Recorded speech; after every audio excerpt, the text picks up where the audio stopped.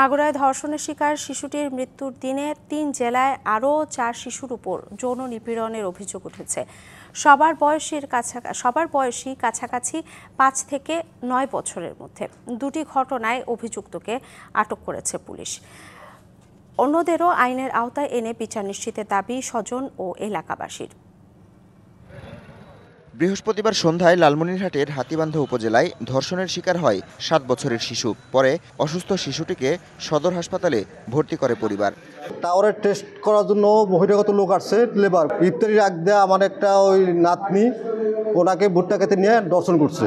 যৌন নিপীড়নের মাত্রাটা কিরকম ছিল এই বিষয়ে তাকে পুনরায় একজন নার্স এবং পরবর্তীতে একজন গাইনি ডাক্তার অ্যাসেস করার পর তার চূড়ান্ত অবস্থা সম্পর্কে জানা যাবে। কালার এক্সপার্ট, জর্জ স্যাপ এবং মাইল্ড অন হ্যান্ডস টেকনোলজি সমৃদ্ধ অরিক্স ক্রিস্টাল ওয়াশ। আপনার অভিযুক্ত যুবক জহুরুল মোল্লাকে আটক করেছে পুলিশ।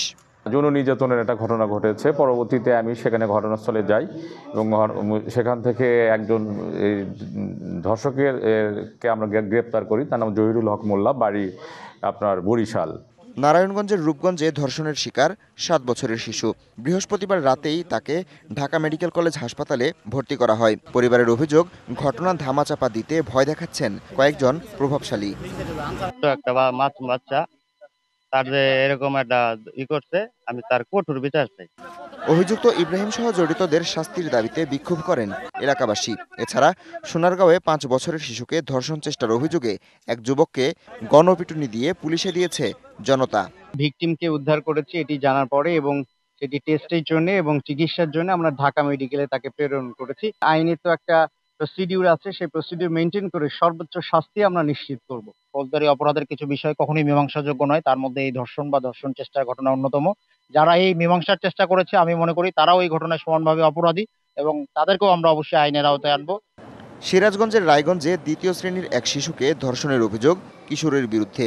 মঙ্গলবার এই ঘটনার পর গুরুতর অসুস্থ হয়ে পড়লে তাকে Shaheed M Mansur Ali Medical College হাসপাতালে ভর্তি করা হয়। অভিযুক্তকে দ্রুত গ্রেপ্তারের দাবি ভুক্তভোগীর পরিবার ও স্থানীয়দের। মিয়া তাওয়াদের লিগা ও কি হয়েছে, মিয়া ও চেক করে দিয়েছে, চেক করে দিয়ে অজ্ঞান হয়ে গেছে আর মা বললে পানি ঢালছে, এইটুকু করলে মিয়া কইলো।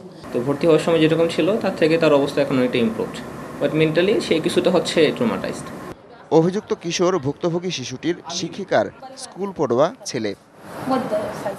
Habibur Rahman, DBC news desk.